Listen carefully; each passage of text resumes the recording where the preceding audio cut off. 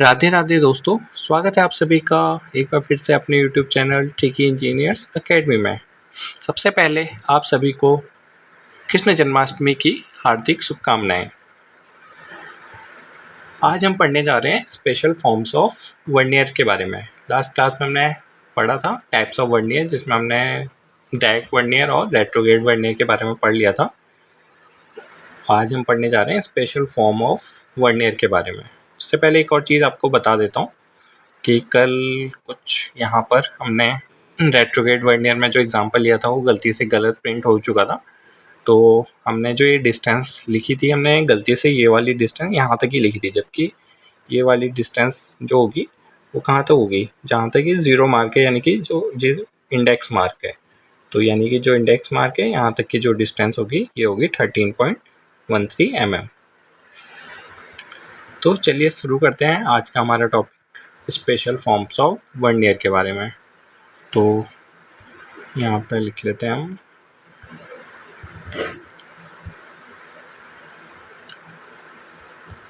नया topic special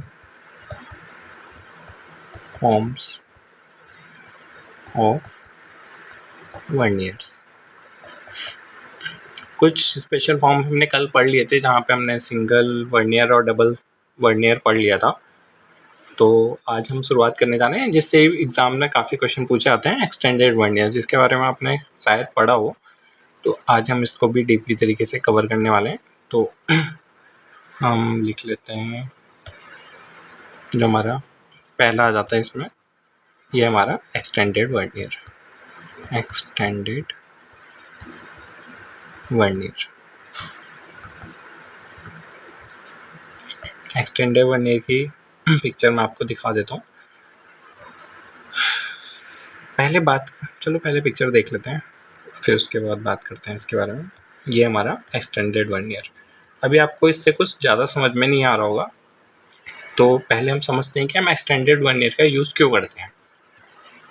जब हमारे मेन स्केल के डिवीज़न बहुत पास पास में हो जाते हैं, जो हमारे मेन स्केल के डिवीज़न है जब वो बहुत पास पास में हो जाते हैं, यानी कि जो ऊपर वाले हमारे मेन स्केल हैं इसके डिवीज़न पास पास में है, तब हम रीडिंग एक्यूरेटली नहीं पढ़ पाते हैं। तो हम क्या करते हैं, उस टाइम पे एक्सटेंडेड वर्नियर का यूज़ करते हैं। तो इसको लिख लेते हैं, when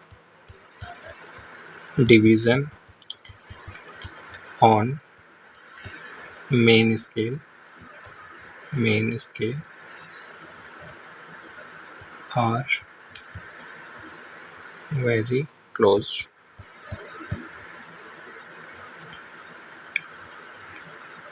when division of main scale are very close, then vernier of normal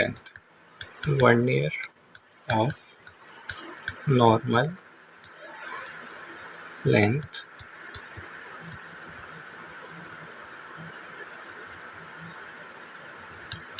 is difficult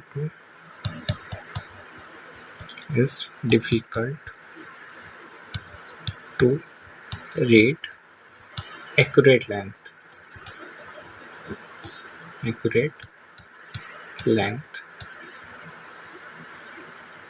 तब we use extended vernier।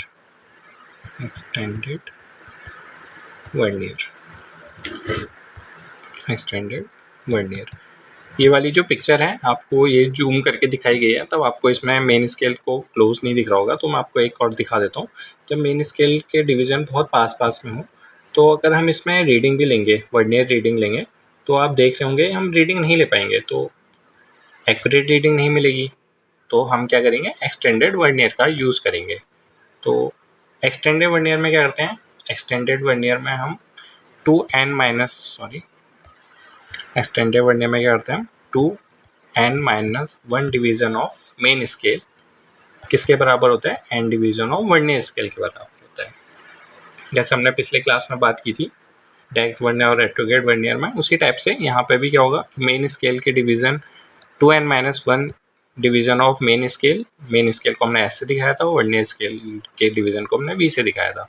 n division of vernier scale equal to 2n-1 division of main scale. तो यहाँ से भी हम least count का formula निकालेंगे। पिछली बार तक क्या आ रहा था, S/n आ रहा था, यहाँ पे भी वो S/n ही आएगा।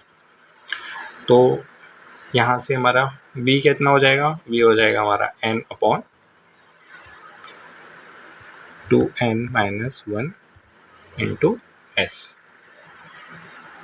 कुछ गलत लिख दिया, सॉरी, ये हमने गलत लिख दिया, ये ऊपर जाएगा वो नीचे आएगा।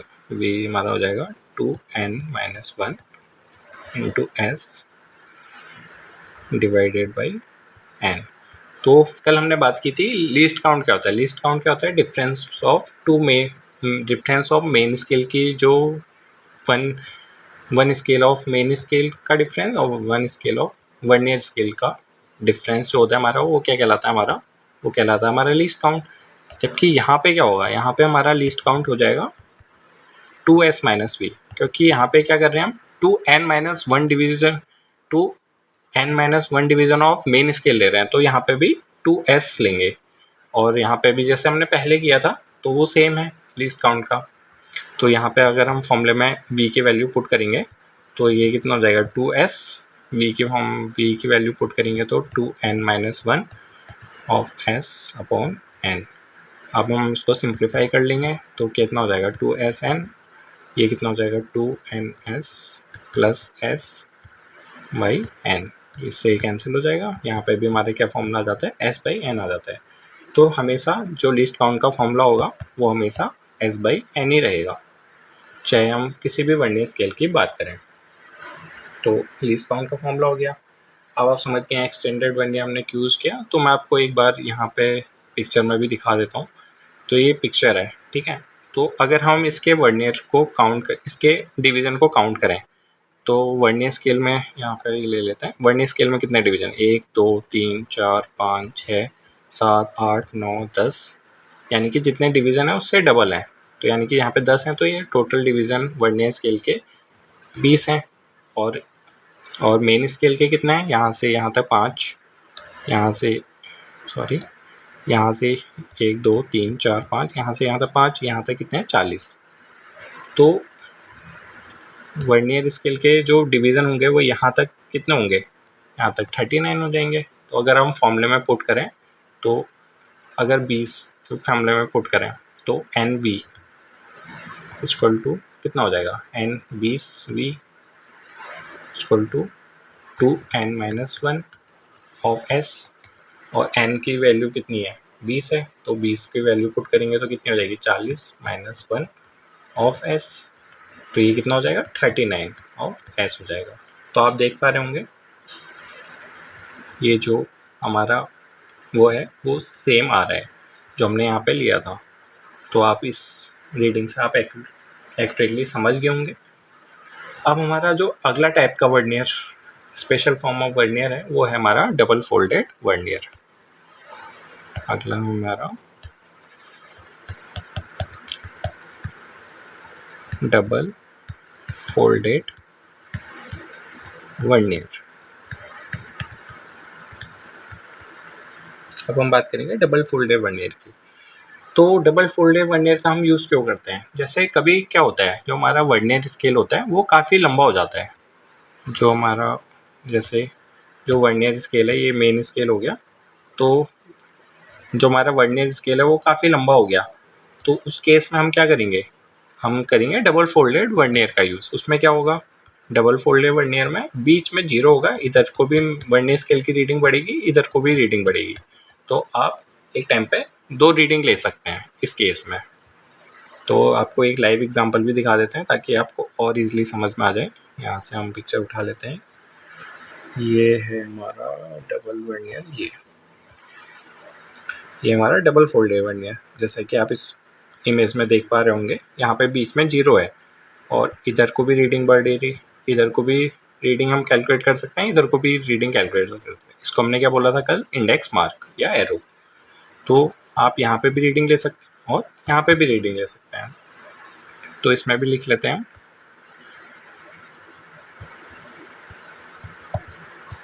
It is used double folded vernier के बारे में, it is used when length of vernier is so great। Length of vernier जब ज़्यादा हो जाती है तो so great, it is when length of vernier is great and reading calculation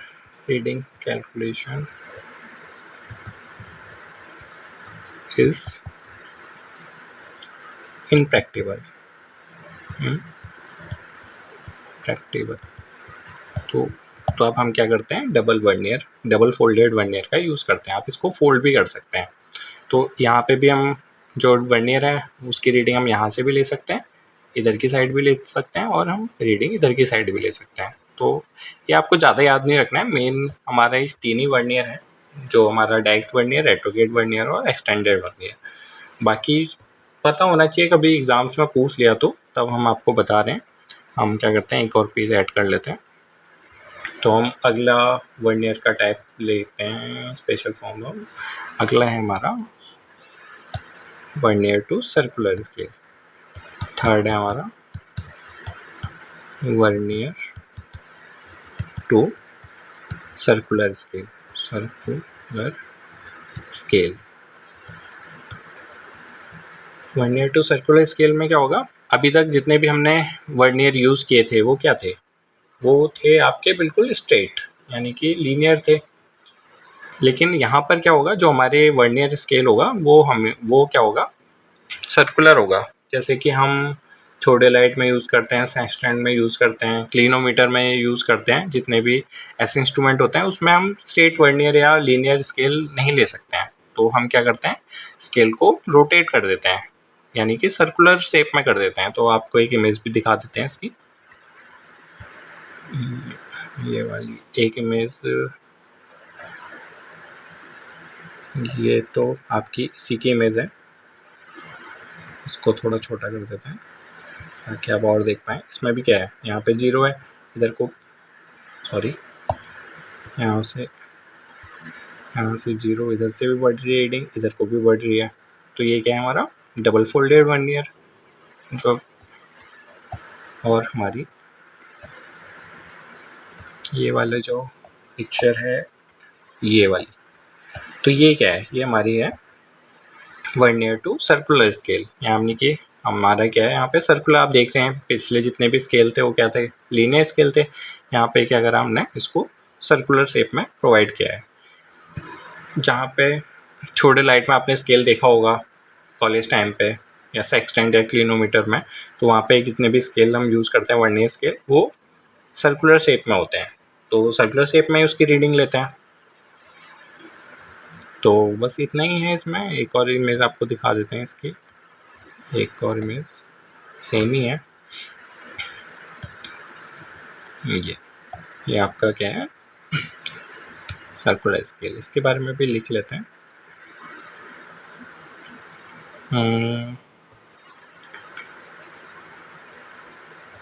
इसमें लिख लेते हैं, सॉरी पेन चेंज कर लेते हैं।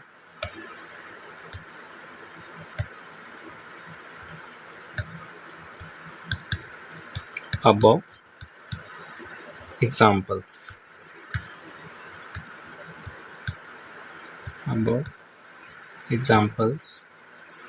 of vernier are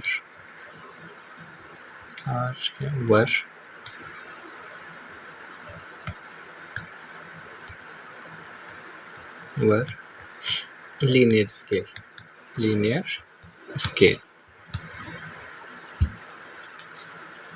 जितने भी ऊपर के एग्जाम्पल थे वो लीनियर स्केल थे, but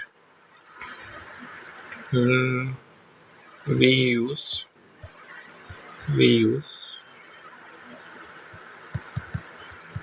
circular scale in theodolite, clinometer और सेक्सटेंट। ऐसे बहुत सारे जो हमारे इंस्ट्रूमेंट होते हैं उसमें हम क्या करते हैं सर्कुलर स्केल का यूज़ करते हैं। तो रीडिंग सेम ही है, जैसे हमने रीडिंग वहाँ पे ली थी 0 इंडेक्स मार्क पे, तो रीडिंग हमने सेम ही लेनी है। जैसे यहाँ पे 0 इंडेक्स मार्क है, इधर को हम जो रीडिंग लेंगे तो जहाँ पे वो मैच करेगी, जैसे यहाँ पे वो मैच कर रही है, तो ये कितना हो जाएगा 15 डिग्री या 15 मिनट, जिस हिसाब से आप ले रहे होंगे उस हिसाब से आप रीडिंग ले पाएंगे। तो स्पेशल फॉर्म्स ऑफ वर्नियर के बारे में इतना ही था। अब हम बात करने जा रहे हैं हमारा लास्ट, मैंने जब टाइप ऑफ स्केल स्टार्ट किया था तो उसमें इसमें 4 टाइप के स्केल पड़े थे। तो उसमें से जो हमारा 4th स्केल था वो था हमारा स्केल ऑफ कॉर्ड्स। तो स्केल ऑफ कॉर्ड्स को हम यूज़ क्यों करते हैं, तो लिख लेते हैं पहले। Scale of chords is used to measure an angle or to set off an angle।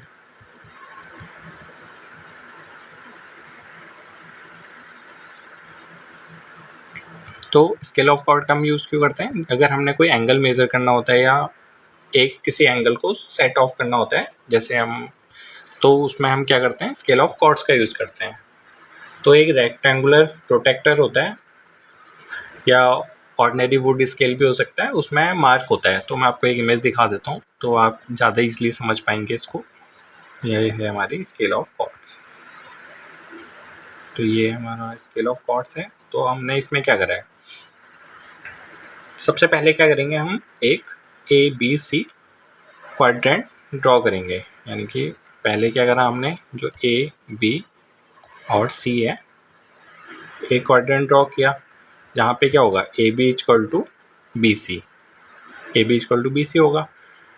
फिर क्या करेंगे, AB को D तक बढ़ा देंगे। फिर क्या करा हमने, AB को हमने D तक बढ़ा दिया। D कहाँ पे बढ़ाया, ऐसा हो जाए कि AD इक्वल टू हो जाए हमारा AC, जो इसका विकर्ण है यानी कि हाइपोटेनियस है, उसके बराबर हमारा क्या हो जाए, AD हो जाए। तो आपको पता है हाइपोटेनियस सबसे बड़ा होता है, तो AD जितना AC होगा उतना ही प्रोलॉन्ग करके हम इसको क्या कर देंगे, उतना ही BD बढ़ा देंगे। AB से आगे BD हमने इतना बढ़ा दिया, आप समझ पा रहे होंगे। फिर हमने क्या करा, जो AC डिस्टेंस है, जो हमारी AC डिस्टेंस है, उसको 9 इक्वल पार्ट्स में डिवाइड किया। 1 2 3 4 5 6 7 8 9, 9 इक्वल पार्ट में डिवाइड किया। तो यहाँ आपको पता है, तो ये कितना होगा, ये हमारा 90 डिग्री, ये हमारा 10 20 10 डिग्री 20 डिग्री 30 डिग्री 40 डिग्री 50 60 70 80 90, तो ऐसे करके ये बढ़ते रहेगा। तो फिर क्या करेंगे हम, जो हमारा A पॉइंट है सॉरी, तो हम जैसे हमें कैलकुलेट करना है यहाँ पर, तो ये स्केल है, तो हमें यहाँ पे एंगल कैलकुलेट करना है, तो यहाँ पे कितना आ जाएगा, ये 10 डिग्री आ जाएगा। तो अगर 20 पे यहाँ पे करना होगा तो यहाँ पे कितना आ जाएगा, 20 डिग्री आ जाएगा। ऐसे करके हम जो हमने रेक्टेंगुलर प्रोटेक्टर यूज़ किया था, ये रेक्टेंगुलर प्रोटेक्टर यूज़ किया था, या ऑर्डिनरी वुड स्केल भी बॉक्स का वुड स्केल भी यूज़ कर सकते हैं। तो हमने इसमें क्या करा, हमने मार्क होते हैं, तो जब हमें एंगल कैलकुलेट करना होगा तो उस हिसाब से हम एंगल कैलकुलेट कर सकते हैं।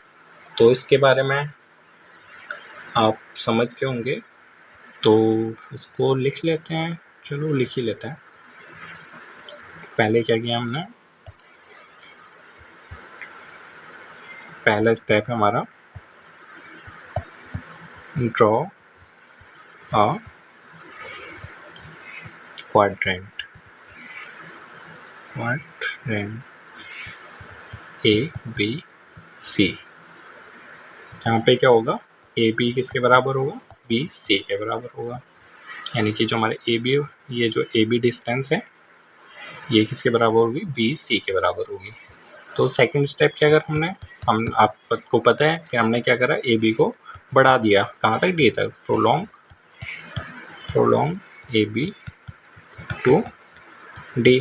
ए बी को हमने क्या किया, डी तक बढ़ा दिया जहाँ पे जो हमारा ए सी है वो ए डी के बराबर हो जाए, making A D is equal to A C हो जाए।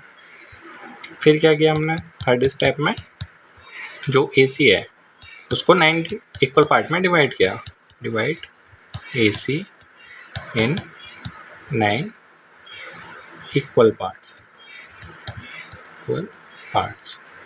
जहाँ पर हर पार्ट क्या रिप्रेजेंट करेगा, 10 डिग्री को रिप्रेजेंट करेगा।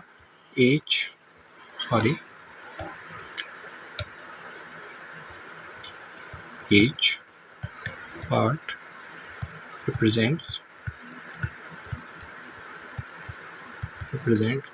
10 डिग्री। तो फिर क्या करेंगे हम, तो with A as center draw arcs at his division। फिर क्या किया हमने, A को सेंटर मान के हमने आर्क ड्रॉ किए हर उसमें, यहाँ से 10 डिग्री का आर्क, 20 डिग्री का आर्क, ऐसे 30 डिग्री का आर्क, 40 डिग्री का आर्क, 50 डिग्री का आर्क, 60 डिग्री का आर्क, ऐसे हमने आर्क ड्रॉ करते रहे ए को सेंटर मानते हुए। तो ये तो एक सर्कल बन जाएगा ऐसे आर्क ऐसे करके। तो ये जो प्रोटेक्टर रेक्टेंगुलर प्रोटेक्टर, इसमें जो रीडिंग आएगी, जैसे हमने ए से यहाँ पे 10 डिग्री पे जो आर्क क्या है, तो यहाँ पे हम जो रीडिंग आएगी वो कितनी आ जाएगी, 10 डिग्री आ जाएगी। तो उस हिसाब से हमारा क्या हो जाएगा, हम एंगल कैलकुलेट कर लेंगे। तो और तो कुछ रहता नहीं है, आपका स्केल ऑफ कॉर्ड्स भी ख़त्म हो चुका है।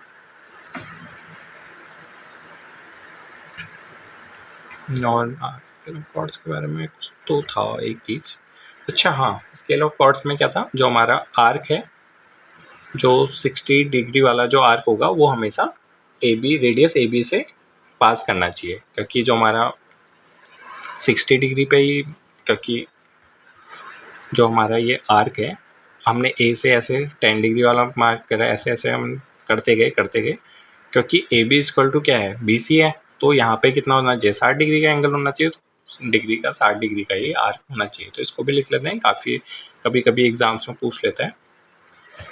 आर्क